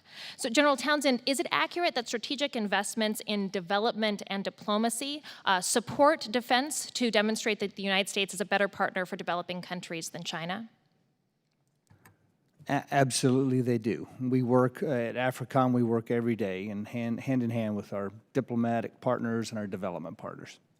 Thank you so much. And likewise, what are the national security costs of ceding ground to our competitors like China, especially in continents like Africa? Well, as you can see from the diagrams, Russia and China are competing really hard on the African continent. I don't believe that we have to outcompete them in all 53 countries of the AFRICOM AOR, 54 if you include Egypt, on the continent. You don't have to outcompete them everywhere, but we have to pick and choose where we need U.S. access and influence in the future. And there's probably some places where maybe if they have the edge over us, it's okay. It's not critical for our national security. So I think that's very important that we look at the continent and decide where we're going to prioritize our efforts. Where do you think we're not investing now that we really should be? I think in global or great power competition. Within Africa? Yeah.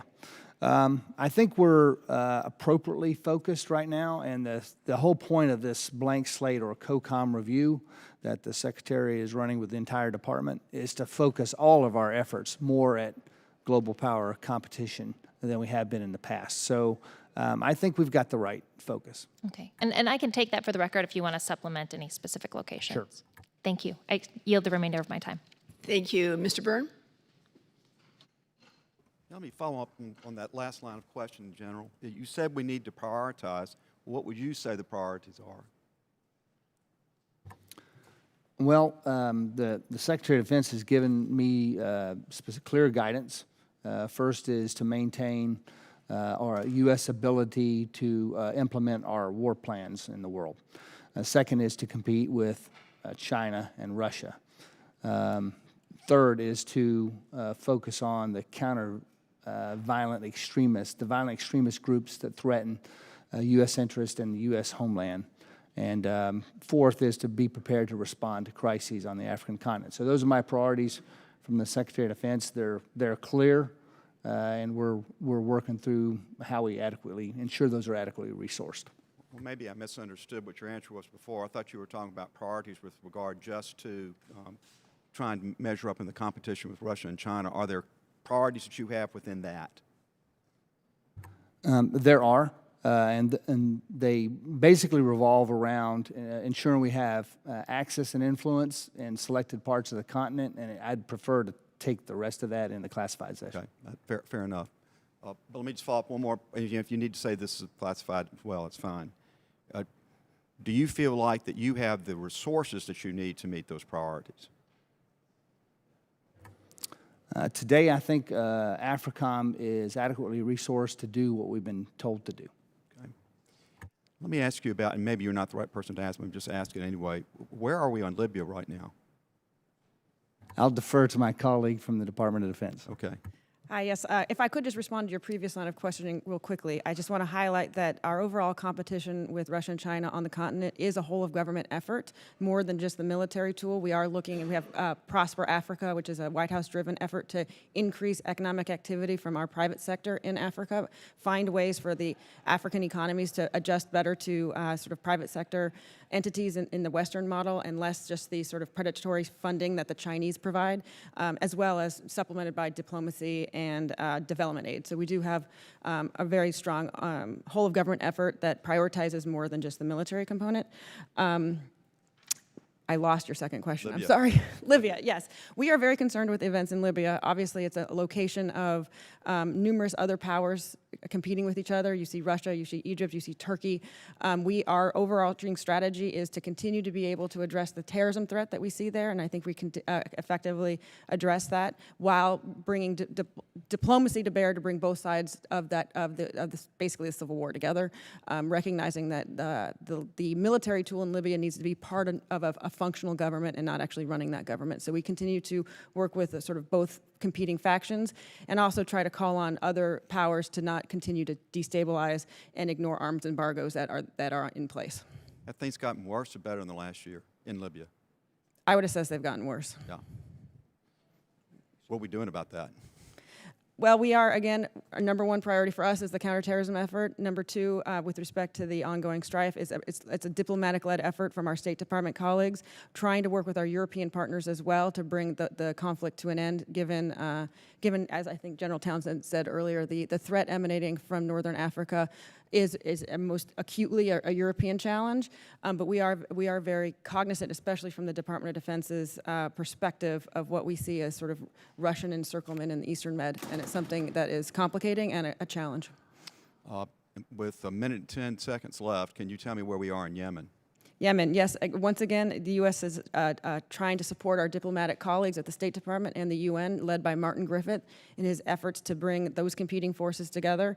We have seen some successes in the Sweden agreement between the two sides, and some efforts to have, I wouldn't call it a ceasefire, but minimizing violence. The Houthis, like the Taliban, are not easily trusted, but we do see that there's renewed interest, I think, from the Saudi-led coalition to find an end to the conflict, that we just continue to believe there is no military solution to it. It has to be a diplomatic, political solution. And I'll just also add, we continue to support our Saudi and UAE partners in how they need to defend themselves against the UAV and ballistic missile challenges coming out of Yemen. Thank you. I yield back. Thank you. Mr. Crow. Thank you, Chairwoman. Thank you to all of you for your testimony and continued service. I'd like to start by clarifying a timeline issue that I've been struggling with a little bit. The administration directed General Miller to conduct an assessment of troop withdrawal in Afghanistan last year. Is that correct? And based on that assessment, he came up with the 8,600 number. Is that correct? I'm sorry, I can't. That's correct. That is correct. Okay. General Miller told a group of us when we were in Afghanistan in October, and then again during testimony in December, that that 8,600 drawdown was going to occur regardless of whether or not there was an agreement with the Taliban. Is that your understanding as well? No, that is not my understanding. Our understanding is this was driven, this was a branch plan that we held. We could adopt it if directed to do so, but we didn't have clear guidance to do it until recently. So we were not planning to do this until we received presidential direction. That may seem like a very fine point, but it's actually a big deal. We have plans for a lot of things. We had a plan to go to 8,600. No, it is a big deal, but so you're saying that the 8,600 drawdown was only going to occur if there was a peace agreement with the Taliban. Is that what you're saying? What I'm saying from the military side, we were going to go to 8,600 when directed to do so by national leadership of the United States. I defer the rest of that actually to Ms. Wilbarger here. I'll just add, I do think based on General Miller's advice, we were prepared and planned to go to 8,600, and the Secretary was prepared to adjust the force posture if, in the absence of an agreement, if that was in our national security interest, but no decision had been made to do so. Okay, independent of an agreement with the Taliban. Yes, he was prepared to do that if it looked like it was necessary or appropriate for us, given our desire to instill readiness in the force and being able to achieve the mission with. Well, as of October of 2019, was it your understanding that that drawdown was to occur? No. Okay, how about December of 2019? It was a contingency, but it was, we didn't have a date to start it and no intent to execute it until directed. We had no direction to do so. Well, then the folks in this committee are getting contradictory information, and I would recommend that you clear it up within the Department of Defense. Secondly, I had the opportunity to review the entire agreement, including the annexes. 2,400 Americans have given their lives in Afghanistan. Over 20,000 have been wounded. This is America's war, not any one administration's war. Are there plans for within the administration to release the entire agreement so the American public can see under what terms we are going to be withdrawing from Afghanistan? My understanding is that the two side agreements or annexes are not public for operational requirements, and I would defer to my colleagues on why that is the case, and that they're not intended to be secret from the committees, but continue to be not public to the public. I would echo that. Okay, I've read the entire agreement, and I see no reason why they could not be released, and I just want to be very clear that I believe, as do many people on this committee, that the American public deserve to know under what terms we are withdrawing from Afghanistan. Lastly, in October, when a group of us was in Afghanistan, it was very clear to us by everybody that we talked to that the Afghan National Defense and Security Forces was incapable of staying up on its own anytime in the next couple of years, yet under the plan, we will completely withdraw, including support services and contractors, within 14 months. If that occurs, will the Afghan National Defense and Security Forces be capable of staying up on its own? That's going to be another discovery-based process as we go forward. So we're going to go to 8,600 by the summer. Conditions on the ground will dictate if we go below that. If conditions on the ground are not permissive, my advice would not to be to continue that reduction. That would not be my decision. That would be my advice. So that'll be based on performance of the Afghan military, their ability to incorporate the Taliban, if the Taliban is going to be incorporated at all. I will have an opportunity to give advice on this. I had an opportunity to give advice on the decisions that have just been made. So these are not things that will happen in and of themselves. So 14 months from now, the Afghan National Defense and Security Forces are not capable of standing up on their own and defending Afghanistan and the government. It will be your advice not to withdraw those support services. Absolutely, that would be my advice. But that's a future contingency, and there are a lot of, it's far more complex than just that. But yes, I will have an opportunity to give that advice. Okay. And what are we doing, pivoting to Iraq very briefly, what are we doing now to protect the Syrian Kurds, stateless persons, and Syrian nationals who fought with us and make sure that them and their families are secure against attacks in the region? So as you know, the area that we control in Syria with our Kurdish partners is generally what we call the Eastern Syria Security Area. We have trained and continue to train significant internal security forces to maintain local security. We can be answerable for that through our SDF partners and through our other partners there. I'm confident that we have measures in place to protect them now. I'm obviously less confident if you go into Western Syria because we don't have the ability to reach out to there. Thank you. I yield back. Thank you. Mr. Brooks. Thank you. I've got 4 quick points before I get to my questions. Point number 1, General McKenzie, in your written testimony, you state that, quote, all wars have a political end, end quote. I think that's very insightful. Number 2, the United States has been in Afghanistan the time equivalent of a little bit more than 5 World War IIs. 5 World War IIs. That's a remarkable statistic. Number 3, in my judgment, our military has performed superbly, and we won in Afghanistan. We effectively destroyed al-Qaeda's operational capability in the early years of the war. We toppled the Taliban government, and we killed Osama bin Laden. Number 4, I am skeptical that the Afghan people adequately appreciate America's sacrifice of American lives and treasury on their behalf. Perhaps you have a different view on that, but that's my view. is I don't think that we're properly appreciated for the sacrifices that we've engaged in Afghanistan. With that kind of as a backdrop, the question.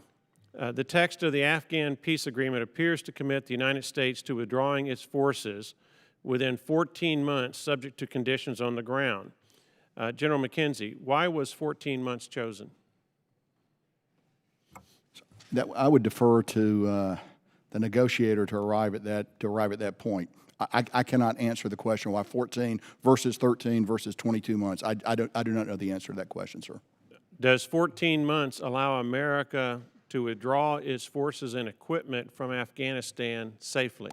It does if conditions are applied to that withdrawal and we hold to the conditions. What is the least amount of time needed to safely withdraw American forces and equipment from Afghanistan? I'd prefer to talk about that in the closed session, and I'd be happy to do that. Ms. Wilberger, same three questions. First, why was 14 months chosen? Unfortunately, I do have to defer to the State Department negotiators as well. I don't have insight. Do you have a judgment as to whether that 14 months allows America adequate time to safely withdraw our forces and equipment? I trust my military colleagues to do all they can to ensure any removal or retrograde of our troops is done as with force protection being their #1 priority. And do you also have no opinion that you're willing to express in this setting about the minimum amount of time required for us to safely withdraw our troops and our equipment, salvageable equipment, from Afghanistan? I would assess that 14 months is probably enough time to withdraw, but safely. I just want to second what we've said before, which is 14 months is aspirational, trying to set sort of a timeline suggestion that both sides can see their objectives potentially being fulfilled, and therefore giving us the conditions that we feel it's in our national security interest to actually withdraw. Again, all of this is going to be based on whether the commitments are made and the security situation is such that we can continue to defend our own interests. General Townsend, moving to Africa, what in your judgment are the most important flashpoints or critical areas in Africa at this time that we should focus our primary efforts on? First, I'd say Somalia, and specifically southern Somalia in the Kenya border region and southern part of Somalia. Secondly, I would say in West Africa, in the Sahel region, in the tri-border region that's formed by Mali, Niger, and Burkina Faso, and where that descends down to the littoral states. Back to General McKenzie. If the Afghan talks do not begin as scheduled, would the United States delay its troop withdrawal, and if so, for how long? And perhaps Ms. Wilberger would be better to answer that, but I'll defer to each of you. So I would defer to her, but I would also point out to you that that withdrawal has begun. About 3,000 troops, more or less? It's a small number. It's not linear. It'll go, it won't be a certain number every week as units come and go, but it has begun. And again, in my conversations with the Secretary, his comfort level with that withdrawal decision was not just based on the agreement, but based on the assessment that we can continue to achieve our missions with that force posture. If something on the ground changes in light of the Taliban not keeping its commitments, not just on the inter-Afghan agreement, but on their use of violence, it's a decision he's willing to readdress. Well, I pray that we will not be there indefinitely. Thank you for your service. Thank you. Ms. Houlihan. Thank you, and thank you all for being here today. My question have to do with women and girls, the beginning parts of my question. The Women, Peace, and Security Act reflects the growing body of evidence confirming that the inclusion of women in peace and in the peace process helps to reduce conflict and to advance stability. Research shows that higher levels of gender equality are associated with lower propensity for conflict. Data from countries around the world demonstrate that women's inclusion in peacekeeping units, police forces, and in the security sector improves accountability and decreases abuse against civilians. So one of my first questions, and this goes along with Mr. Crow's question, is can you first comment on whether or not there was any aspect of the agreement with the Taliban that related to women and to girls? based on my conversations with my State Department colleagues, the focus on this being an inclusive inter-Afghan agreement would include the necessity that women in particular are part of the peace negotiations, of inter-Afghan peace negotiations. Gentlemen, do you have any? I would associate my remarks with that. The only other point I would say is I particularly agree with you that the inclusion of women in policing activities and low-level tactical activities is extremely helpful. It is difficult to achieve in Afghanistan, as you are aware, but our inability to do better than we are having the results we're getting is not from a lack of trying. We're trying very hard on that. Sir? I know you can't. I really can't comment on that speak to the area. Taliban Sure. issue. So my understanding is that there is no inclusion of women and girls in the agreement, in any of the aspects of the agreement. And so I find that really disappointing, and I don't know who to aim my ire at. And so I just would like to understand that better, and maybe offline, if we have the opportunity to talk about that, I would appreciate it, because it certainly seems that everybody, and I was on the trip with Mr. Crow, everyone who we were with assured us that that was important. You know, we had opportunities to meet with a lot of folks about that particular issue, and it would be really disappointing if that was the case. Can you comment now on how AFRICOM and CENTCOM have engaged women in counterterrorism efforts in your regions? How are you working to make sure that we do continue to include this important part of our population? Sure. So women's in peace and security is sort of part of our DNA at AFRICOM. I actually have a full-time gender advisor on our staff there.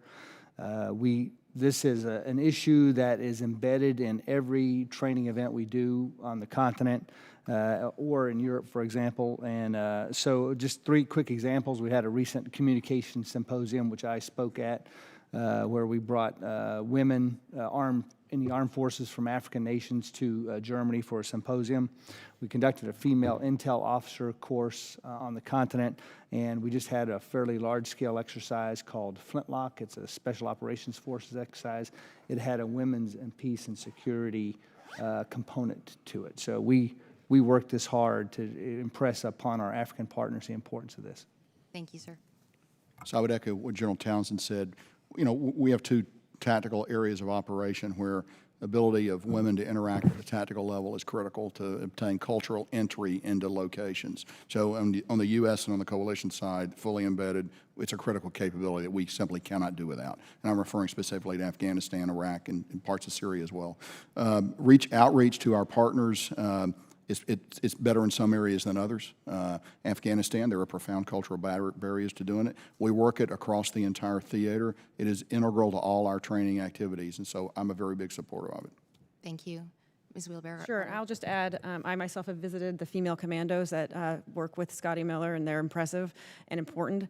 I will also add, from my perspective, from my position, one of the things I've tried to put a lot of energy to is meeting with parliamentarians, particularly female parliamentarians around the world, because including female voices, more than just security structures, but actually in representational democracy, is part of what we should be pushing forward. So that's a key point that I strive to do. And I couldn't obviously agree with you more. And I did have the opportunity when I was over with the Crodel, was what we called it, to have the opportunity to meet with our side, who is leading the charge on women and girls issues. I only have 30 seconds left, so I'll just ask this question for the record. General Votel, your predecessor, General McKenzie, stated that cyber will be integrated through all operations. However, CENTCOM continues to be challenged by constrained resources, including trained cybersecurity personnel. I was wondering if you could comment on whether or not you continue to feel the effects of constrained cyber resources and trained personnel, and how you would propose to solve that issue, and the same for both theaters. And I only have 4 seconds, so if it's okay, I'll just take that for the record. We'll come back to you on the Thank record. you. Thank you, Mr. Scott. I yield back. Thank you, Madam Chair. Ma'am, gentlemen, thank you for being here. One thing I do want to mention, I'm a little taken back that we have left Sudan on the state sponsor of terrorism list, along with countries like Iran. That country has come a long way since the incidents with Darfur, and I'm disappointed that the State Department put additional conditions on them coming off of that list as we look to work by, with, and through countries in that region. If we leave them on the state sponsor of terrorism, they're left with no choice but to move towards China and Russia. And so I hope that any assistance you can give us with helping resolve that, you will do. As we talk about China, I'm extremely concerned, especially about the natural resource extraction. And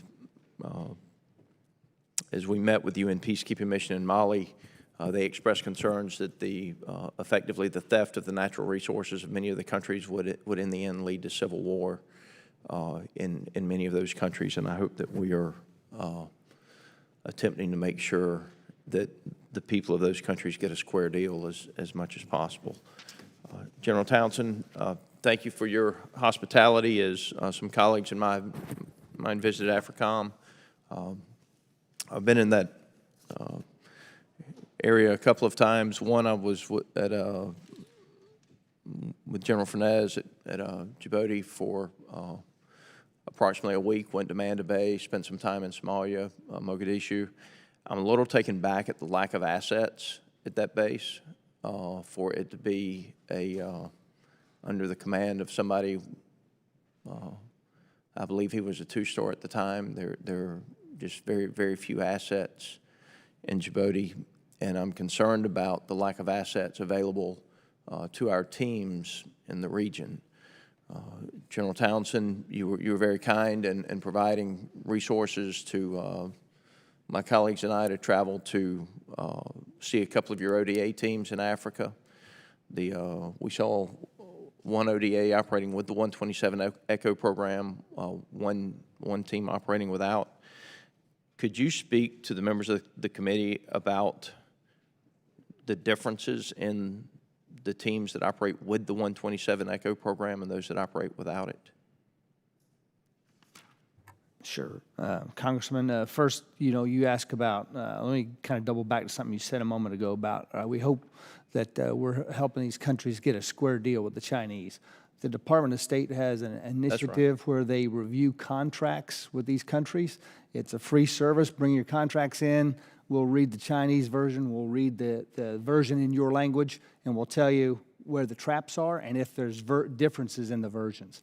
I think this has gone a long way to help some of the countries on the continent avoid the debt trap diplomacy problem.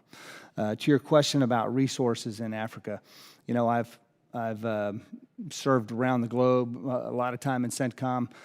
In AFRICOM, our troops and our efforts there are the most thinly resourced of any I have ever encountered or had to contend with. That said, we're not in the lead in any place on the African continent. We support our international partners, African partners, European partners, et cetera, AMISOM, UN, AU partners. So I think if our troops are frustrated, could they do more if they had more? Absolutely they could, but it's not their place to do more. It's their place to support our partners. That's our role. And sometimes that's a little hard to get our more junior leaders to understand because they know what they can do, especially veterans of other theaters know what they could do if they had more resources. So we are constrained, but I think it's by deliberate choice. Your specific question about 127 ECHO and for example, a 333 resourced force are significant. The 127 ECHO essentially has full resourcing because it's a force that's operating with U.S. Oversight and control, and the 333 program is a partner force. They're just different sections authorized by Congress as to what we can provide those forces. General, I'm very short on time. I again want to thank you, but I do want to mention this, and this is not a military mission. It would be more of a State Department mission. But we're bringing men in, predominantly men in that area, and we're training them in military tactics, and they have effectively a third-grade education level. And we have them 7 days a week, 24 hours a day. I do think that it would be worthwhile for the United States with other governments through some type of aid program to provide educational resources for those men while they're there on those bases. Otherwise, we're training somebody and then releasing them without an education. Thank you. Mr. Brown. Thank you, Mr. Chairman. Let me just preface by stating the obvious. Africa is a large continent, 3.5 times the size of the United States, 54 nations, very diverse in its challenges and opportunities. So as I ask my questions, I don't want anyone to think that I'm confused that it's, one nation and homogenous or monolithic. General Townsend, I think you're right, that our soldiers may not be, they said, I'm quoting you, not their place to do more. But I will say that after meeting with you in Stuttgart with Representative Scott, when we went to Africa, USAID said they could do more if there were more of you. The State Department mission said that they could do more if there were more of you. So there's a lot more that could be happening in Africa in terms of development and diplomacy with a larger military presence. Let me ask you this question, and I really appreciate this placemat that you provided. You provided a classified version when we were in Stuttgart. It's scary when you look at the trend line of China's presence, both, the infrastructure, the business investments, the arms sales. African nations don't want to be caught in the middle between the United States and China or Russia. But my question is, what will the DoD, AFRICOM, do to assure and ultimately deliver on the desire to be the preferred partner for African nations? And while you're answering that, maybe you can once again just define great power competition with China in Africa. Thanks, Congressman. So the first part of your question about great power or global power competitions, I like to refer to it. Really, it's all about gaining and maintaining influence. That's what that competition is all about. So on some future rainy day, we have the access and the influence that we need. So we're in a struggle with China and Russia to gain and maintain that influence. What they want from us, so we can't compete with China. We're not going to build stadiums and railroads and ports and palaces, which are all things China builds on the continent. But what they do want from us is they want help building their capacity of their security forces, and they want our help with the counterterrorism problem that they have. So even though some people may not necessarily agree with this, I believe in Africa, building partner capacity and counterterrorism efforts or counter-VEO efforts are a way we do global or great power competition in Africa, because that's what our partners are hungry for. They come to us because of our capacity to do that. They come to us because of our skill, and they come to us because of how we treat them and our values. Let me interject with another question. Can you briefly describe how you're going to deploy the first Security Force Assistant Brigade that you now have in your AOR? Sure. So I can cover this in more detail in the classified session, but we have them. They're already. Some of them are already on the continent doing they've been leaning forward since about October. And they moved very quickly once we got approval. We're going to deploy them in some countries with persistent presence. In some of our highest priority countries, we'll have persistent presence with those partners. And in other countries, we'll have a sort of an episodic or a scheduled presence. So in some places, they'll elevate our game because they can advise and train at a higher level than some of our soft forces that are actually training, units of action at the small unit level. Let me see if I can get this one in. I know it's an austere environment, and when I was there in August, it takes weeks to get major end items in place. If not months, it takes weeks to get repair parts to the ODA teams. Now that you're bringing in the SFAB, what infrastructure needs? What are the unmet infrastructure needs or logistical support needs on the continent? I don't think that the SFAB has any additional requirements that other elements of DoD have on the ground. Theirs are basically the same. We'll make sure they have the right support, the right security. Wherever we send them in Africa, they'll be properly supported. I think they're going to probably, if any of them are veterans of Afghanistan or Iraq, they're going to be shocked when they first arrive by the level of resourcing that I was referring to earlier, how thinly resourced Africa is. It's very austere, very expeditionary, as you've seen with your own eyes. I yield back, Mr. Chairman. Thank you. And I just want to emphasize a point that General Townsend made, Mr. Brown elicited, is, what's the value add that we have to build relationships in Africa? China's throwing all kinds of money around, but it really is, and during my trip in Tunisia, actually, this is a huge point. I mean, they want us and need us as the most reliable partner on security. That is something that Russia and China really can't offer. They don't have the sustainable equipment. They don't have the training. It's a skill set that we bring that helps us build that relationship. Obviously, there are other things that we do with diplomacy and USAID and all of that, but that security relationship is a way to build partnerships in Africa without question. Mr. Rogers.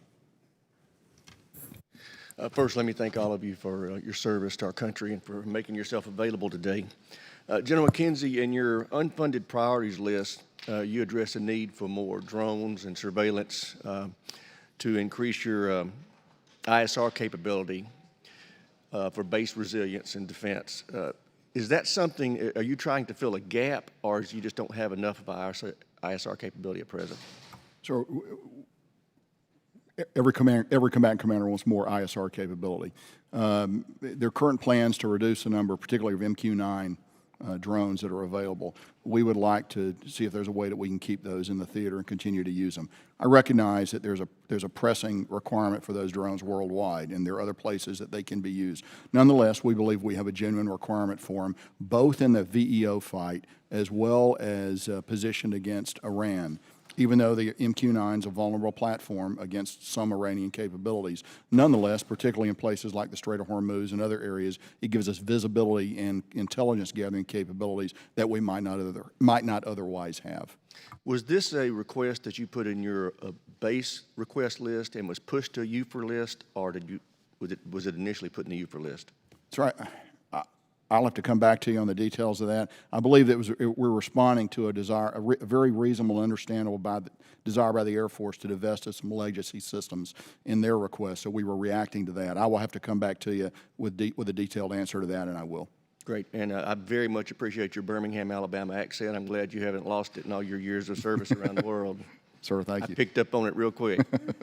General Townsend, your recent completion of the Flintlock exercise 2020 with your African partners. Tell me about what, if anything, that did to increase your capability to combat violent extremists in the region. Thanks, Congressman. I'd like to also join General McKenzie in his comments about the ISR. We're in the same boat as CENTCOM. So we understand that those resources could be used elsewhere in the world. We also know that the Air Force would like to transition to higher-end, more capable platforms, and they're going to have to divest some of the lower-end stuff. But the lower-end stuff works really well for us in AFRICOM and in CENTCOM. On your question about Flintlock, so Flintlock is an exercise for Special Operations Forces, and it's very much directly focused on counterterrorism. It's about improving and building partner capacity. So these countries come together, and we operated this year in Mauritania and in Senegal, were the two main areas of focus. And I think that, well, you could just read from some of the quotes from some of the press reports of the participants how much they thought they got out of Flintlock. I thought Flintlock is one of our more successful exercises, and I think it helps build capacity for counterterrorism operations in Africa writ large. And it's an annual exercise? It is. And how many years has it been taking place? I'm sorry, I didn't hear the question. How many years has it been taking place? I don't know. I'll have to take that and get back to you on that. Thanks. Ms. Wilbarger, tell me about the department's objectives with Syria and how they comply with the overarching objectives of CENTCOM AOR. The military's objectives, or department's objective in Syria, remains the de-ISIS, enduring defeat of ISIS. The U.S. government has broader objectives in Syria, which includes also political settlement along the lines of 2254, the UN process, as well as having fewer Iranian forces in Syria. But the military component is the de-ISIS campaign, and we have continued that fight continuously, even while we repositioned our forces based on presidential guidance over the years. Great. Thank you. I yield back. Okay, we're going to do Mr. Carvajal and Mr. Gallego, and then we're going to go do the classified brief. So, Mr. Carvajal. Thank you, Mr. Chair, and welcome to all the witnesses. China has steadily increased its influence in Africa through its Belt and Road Initiative, BRI, showing the effectiveness of soft power. China has pledged $60 billion in new financing for African countries and is now the continent's biggest trading partner, with Sino-African trade topping $200 billion per year. While there is a bipartisan criticism for BRI, the U.S. must be able to offer an alternative narrative. Secretary Wilbarger, what actions is DoD taking in conjunction with other federal agencies to offer an alternative to BRI in Africa? I know this was raised earlier, but I'm not sure the answers were as substantive as they can be. Of course. So the administration does have a policy to increase trade and development on the continent. It's called Prosper Africa. I think the efforts are primarily focused, again, other agencies, but the idea is how can we make the economic models within Africa and comport more with our industry standards or our economic way of doing business, rather than just sort of the Chinese way of just sort of flowing in money. We do, of course, recognize that a lot of this has to do with how we speak to our partners and how we can highlight that their short-term economic gains in the near term might result in long-term loss of sovereignty. And we've seen this in other countries. And I think many of our African partners are actually starting to see that that's affecting them, that the economic benefits that they think they're going to get rapidly aren't necessarily accruing to them specifically. Many Chinese companies that are there, they don't hire local workforce. They're really just extracting the resources and not providing a lot of benefit to the countries themselves. So it's not just what we can do in addition to bringing economic might in, but also highlighting that they're actually setting themselves up for a long-term challenging relationship if they're going to rely on Chinese monetary investment. Thank you. General Townsend, has BRI undermined or threatened partnerships or security cooperation on the continent? I think the short answer is yes. I think that the BRI is just part of a larger strategic approach that China has to not only to Africa but the world. But in Africa, that's playing out. Their approach is Belt and Road Initiative, bilateral engagement, multilateral engagement. It's very much a whole-of-government approach. It's easier for them to orchestrate their whole-of-government maybe than it is for us to do so. And they're putting a lot of money in. So it's without question, they're able to buy influence in Africa, not only from partners maybe who are willing to take bribes, but they're willing to buy, they can buy influence from even pretty strong partners because they're partners in need. Thank you. I want to turn to climate change and its nexus with our national security. 9 of 10 most climate change vulnerable states are in sub-Saharan Africa, and in a region whose total population is expected to double between now and 2050. General Townsend, I'm sure you have considered how the changing climate will impact security needs and operations. How are you managing the risk of regional instability due to the impacts of climate change, such as increasingly dangerous natural disasters and food and water insecurity?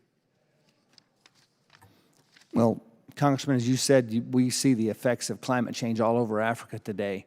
The desertification, the creeping southward of the Sahara Desert is just one of those. Competition for water, which has a potential to erupt into state-on-state conflict in a couple of places. And we're dealing with locust swarms. Not only do we have coronavirus, we have locust swarms on the African continent in East Africa right now.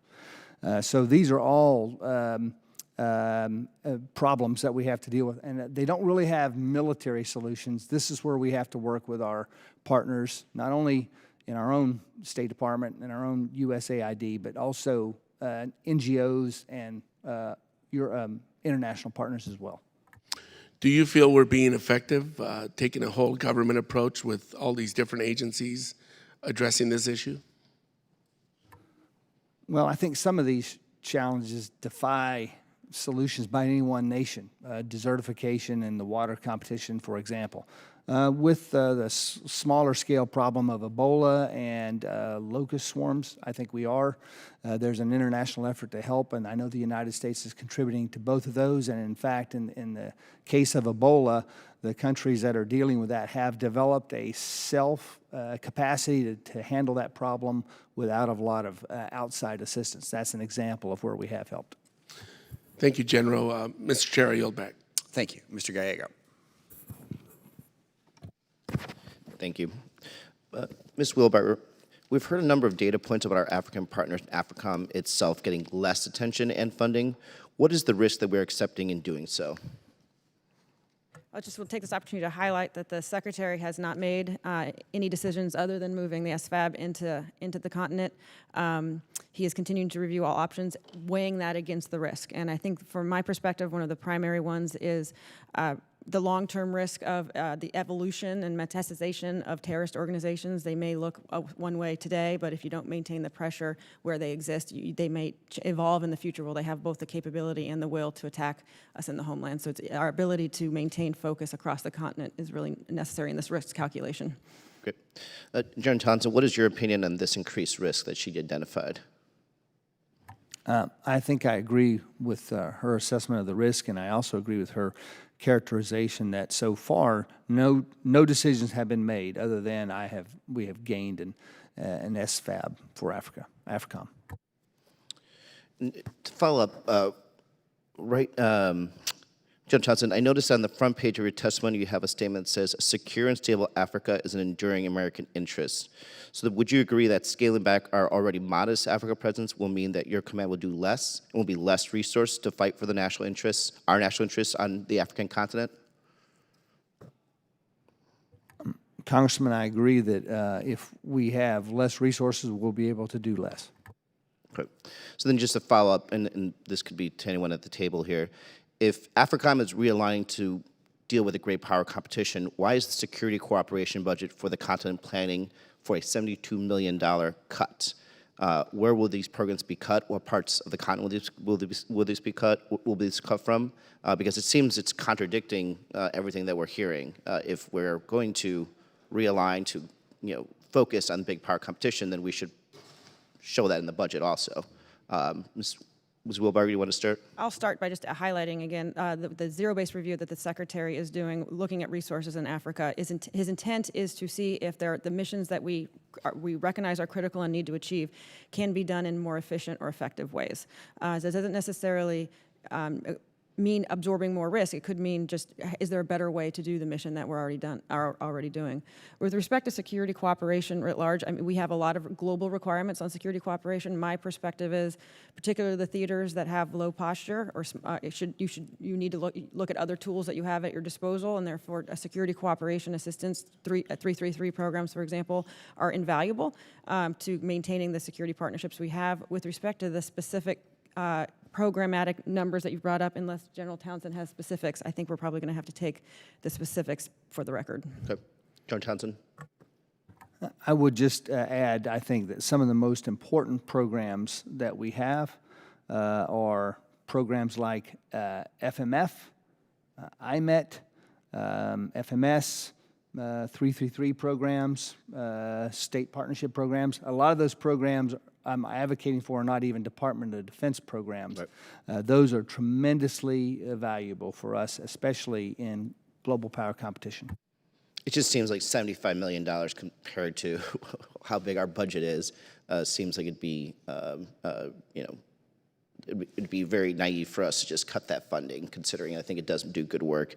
And just last question, because they're probably our closest allies on the continent and have the most experience.